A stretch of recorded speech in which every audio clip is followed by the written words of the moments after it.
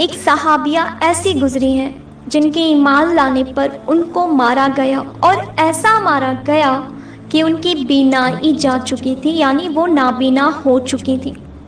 پھر انہوں نے اللہ سبحانہ و تعالیٰ سے دعا کی اور اللہ سبحانہ و تعالیٰ نے ان کی بینائی ان کو واپس لوٹا دی۔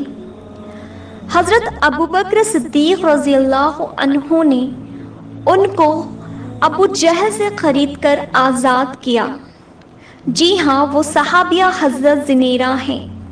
آج ہم حضرت زنیرہ رضی اللہ عنہا کی محبت الہی میں بے تابی کا ایک واقعہ لے کر آئے ہیں۔ سیدنا زنیرہ ایک صحابیہ ہیں جو کہ ابو جہل کی خادمہ تھی۔ آپ رضی اللہ عنہا نے کلمہ پڑھ لیا اور مسلمان ہو چکی تھی۔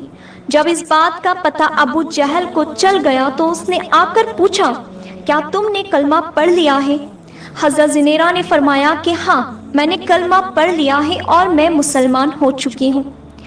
آپ رضی اللہ عنہا بڑی عمر کی تھی، مشقتیں نہیں اٹھا سکتی تھیں، مگر ابو جہل نے اپنے دوستوں کو ایک دن بلایا اور ان کے سامنے بلا کر انہیں مارنا شروع کر دیا، لیکن حضرت زنیرہ برداشت کرتی رہی، کیونکہ وہ تو اللہ سبحانہ و تعالیٰ کے نام پر اس سے بھی بڑی تکلیفیں بھی برداشت کرنے کے لیے تیار تھی۔ جب ابو جہل نے دیکھا کہ اتنا مارنے کے باوجود ان کی زبان سے کچھ نہ نکلا، تو ابو جہل نے آپ رضی اللہ عنہا کے سر میں کوئی ایسی چیز مار دی جس سے آپ رضی اللہ عنہا کی بینائی زائل ہو گئی اور آپ نابینا ہو گئی۔ اب ابو جہل اور اس کے ساتھیوں نے مذاق کرنا شروع کر دیا، کہنے لگے، دیکھا، ہمارے بتوں کو پوجنا چھوڑ چکی تھی، لہٰذا ہمارے معبودوں نے تمہیں اندھا کر دیا۔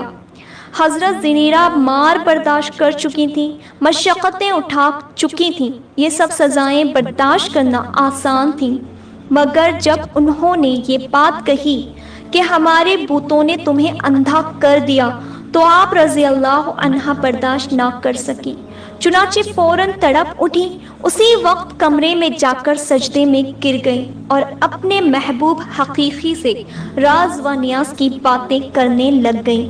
عرض کیا، اے اللہ، انہوں نے مجھے سزائیں دی تو میں نے برداشت کیا، وہ میری ہڈیاں بھی توڑ دیتے تو میرے جسم کو چھلنی بھی کر دیتے، میں یہ سب کچھ برداشت کر لیتی، مگر یا اللہ، تیری شان میں گستاخی کی کوئی بات برداشت نہیں کر سکتی۔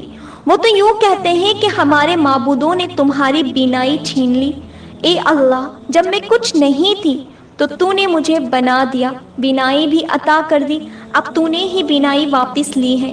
اے اللہ، تو مجھے دوبارہ بینائی عطا فرما دے تاکہ ان پر تیری عظمت کھل جائے۔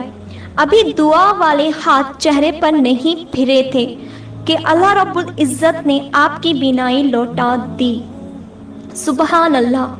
اس وقت مرد تو مرد، عورتوں میں بھی یوں محبت الہی کا جذبہ بھرا ہوا تھا۔ اس واقعے سے ہم کو دو چیزیں یعنی دو نصیحتیں ملتی ہیں۔ اول یہ کہ اللہ سبحانہ و تعالیٰ کی محبت ہمارے اندر اتنی ہونی چاہیے کہ ہم سے ہر تکلیف، ہر چیز، ہر مشقتیں برداشت ہو جائیں، اور دوسری اللہ سبحانہ و تعالیٰ پر ہمیں اتنا یقین ہونا چاہیے کہ ہم نے اللہ سے کہہ دیا ہے، بے شک اب اللہ ہی ہمارے لیے راستہ بنانے والا ہے۔ اللہ سبحانہ و تعالیٰ سے دعا ہے کہ اللہ ہم سب کو کہنے سننے سے زیادہ عمل کرنے کی توفیق عطا فرمائے۔